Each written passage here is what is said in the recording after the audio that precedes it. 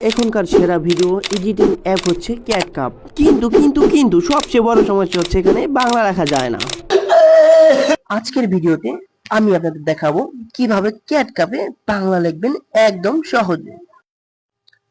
তো প্রথমে চলে যান নিউ প্রজেক্ট যে এখন আমাদের ভিডিওটা অ্যাড করে নেবো। যে ভিডিওটা আমরা করবো, এই যে অ্যাডে ক্লিক করে দেবো। ওকে, এই ভিডিওটা আমরা অ্যাড করে নেবো। যে টেক্সট অ্যাড করবো কিংবা এডিট করবো, সেটাকে অ্যাড করে নেওয়ার পরে যেখানে আমাদেরকে ক্লিক করতে হবে যে অ্যাড টেক্সট ক্লিক করার পরে এখন আমি লেখা লিখবো, সিম্পল লিখে নেবো আমাদের আমাদের সোনার বাংলাদেশ, এটাই লিখে নেবো জাস্ট।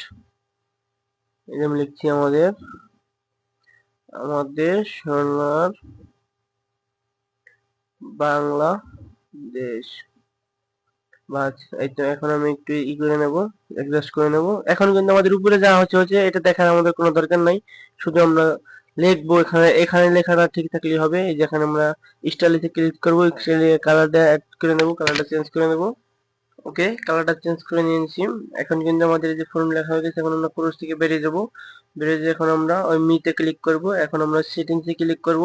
এখন আমরা ইংরেজিতে ক্লিক করব। এখন আমরা উপরে আরবিতে ক্লিক করব, ডান অপশনে ক্লিক করব। এখন কিন্তু আমাদেরটা আরবি হয়ে গেছে, ঠিক আছে। ক্যাটকাপে এডিটে ক্লিক করব, সেই ভিডিওটার উপরে ক্লিক করব। এখন দেখেন এই ভিডিওটা একটু প্লে করে দেখাই। প্লে হচ্ছে কিন্তু ভিডিওটা যেখানে টেক্সট লিখছি সেখানে দেখেন, আপনারা একটু খেয়াল করলে দেখতে পারবেন।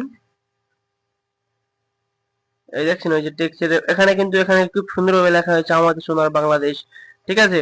এখানে কিন্তু কি কোনো কাটা ছেঁড়া নাই, লেখা একবারে ক্লিয়ার স্পষ্ট, ঠিক আছে। এরকম ভাবে আপনারাও করতে পারবেন, সমস্যা নাই।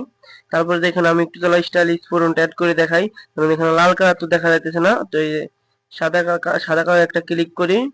এই দেখেন কি খুব সুন্দরভাবে হয়ে গেছে, দেখছেন। তো এভাবে আপনারাও পারবেন।